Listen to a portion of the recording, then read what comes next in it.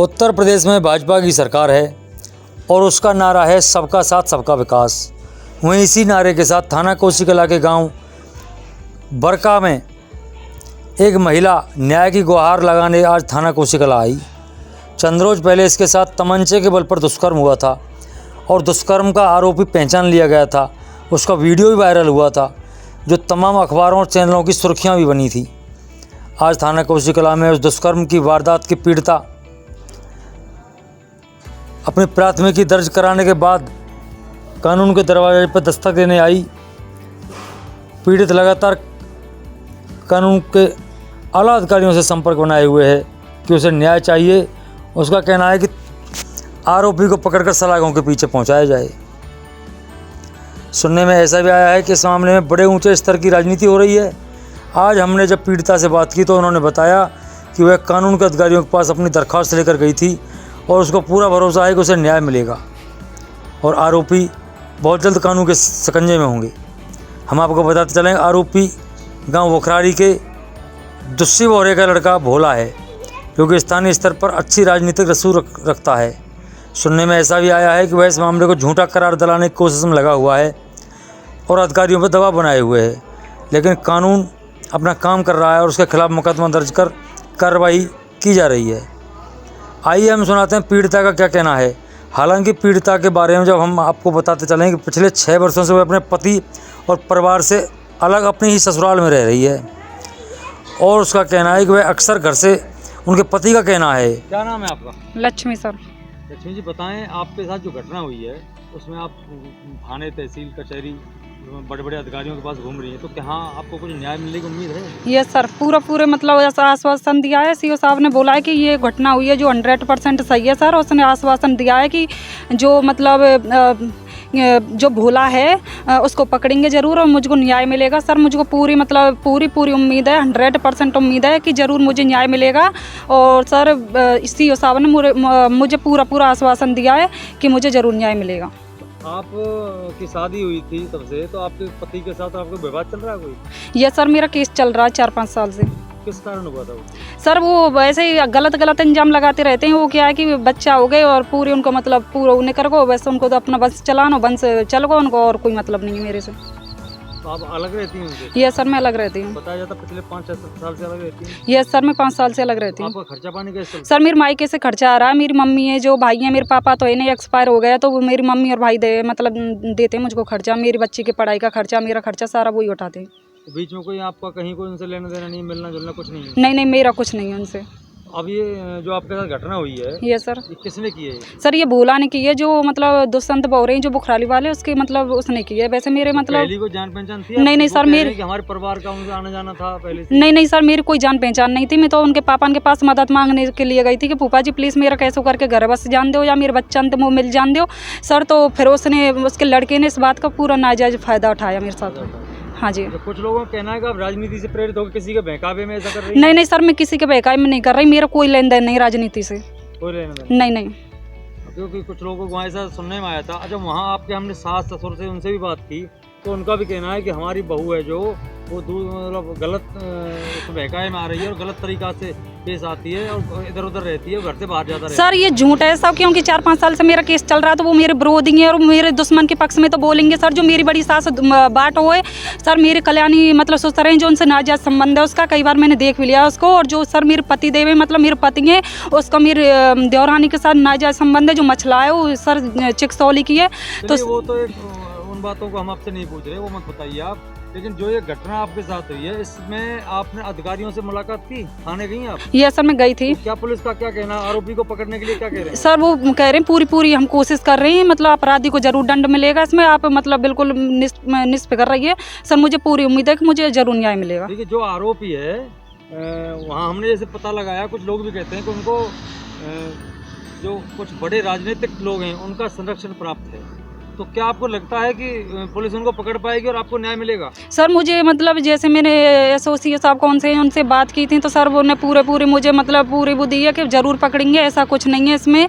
और सर मुझे पूरी उम्मीद है कि मुझे ज़रूर न्याय मिलेगा। आपका क्या नाम है? मेरा नाम शीला है। आप इनकी माता जी हैं? हाँ माता जी। अभी आप थाने से आई हैं तो हाँ, क्या कहा वहाँ एसओ साहब ने आपको? एसओ साहब ने यही किया कि चिंता मत करो, हम आप कुछ करेंगे और आप ज़रूर पकड़ेंगे। हाँ, पर हमने कही हाथ जोड़ के हमारी इस बात को देख लो। और हम तो पहले तो जिनकी बेटी किसी को देना ही नहीं है कि हमें 4-5 साल है गई बेटी के बारे में दुख पामत हम बहुत दिन से डोल रहे हैं। हम काले खर्चा दे, हमारे धनी ख़त्म हो गए। हमारा बहू बेटी का घर 5-6 साल से हम खर्चा इनको मैया बेटी को चला रहे हैं, बेटी को पढ़वे को चला रहे हैं। हम अपने पेट पारे। बच्चा एक रही गिरो, 2 बच्चे उनके ही साथ हैं। हाँ, यही बेटिया है। हाँ, क्या नाम है आपका? नंदिनी। आप भी गए थे पुलिस थाने? Yes sir. तो अब ये जैसे कानून का तो काम है, खैर कानून अपने तरीका से करेगा, लेकिन अगर नहीं करता तो आप क्या अगला कदम क्या होगा आपका? आप क्या करेंगे इसमें, आप बताइए। सर हम आगे मतलब और मतलब कोशिश करेंगे आगे, अगर हमको न्याय नहीं मिलेगा तो सर हम आत्महत्या करके मर जाएंगे। नहीं, आत्महत्या तो कायरों का काम है। नहीं सर, फिर और क्या करें? इस तरह से जैसे आप लड़ाई लड़ती रहेंगी, आगे भी अधिकारी और भी बड़े हैं, अगर ये नहीं करते हैं तो। सर नहीं, मतलब मेरा इसमें यही कहना है कि सर मतलब चाहे मुझे कुछ ना मिले, मेरी ज़िंदगी मतलब ऐसे निकल जाए, पर मैं ज़रूर न्याय अपने साथ में मतलब मुझे न्याय करवा के रहूँगी इस बार में।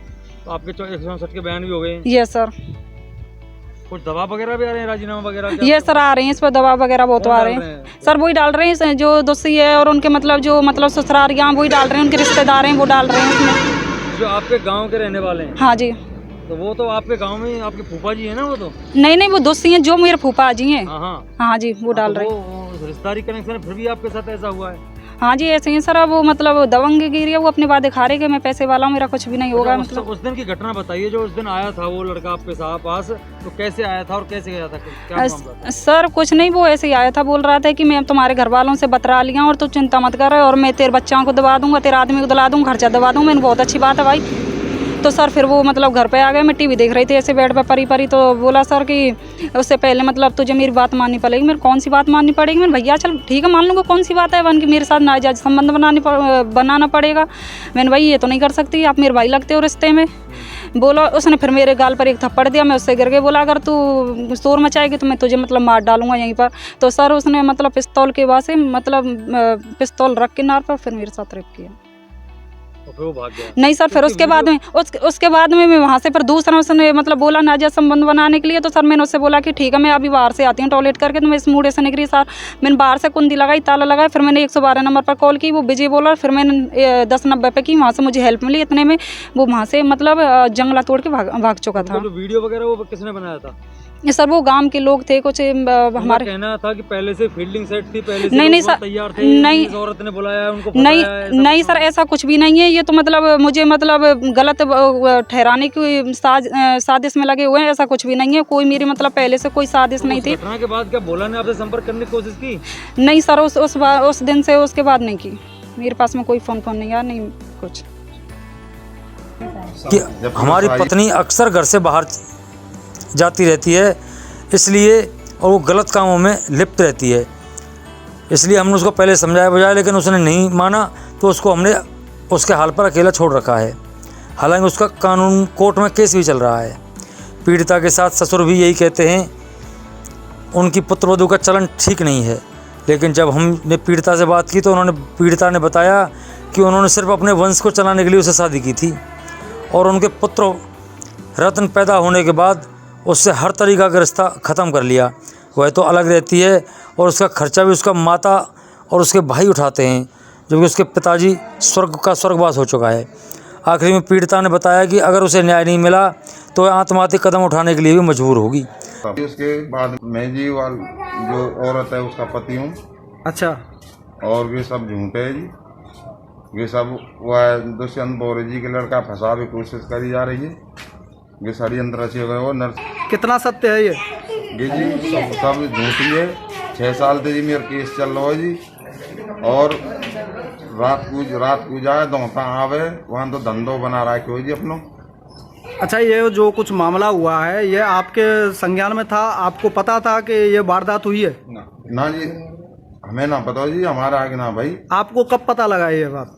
हमें तो जब पता लगी जी पीछे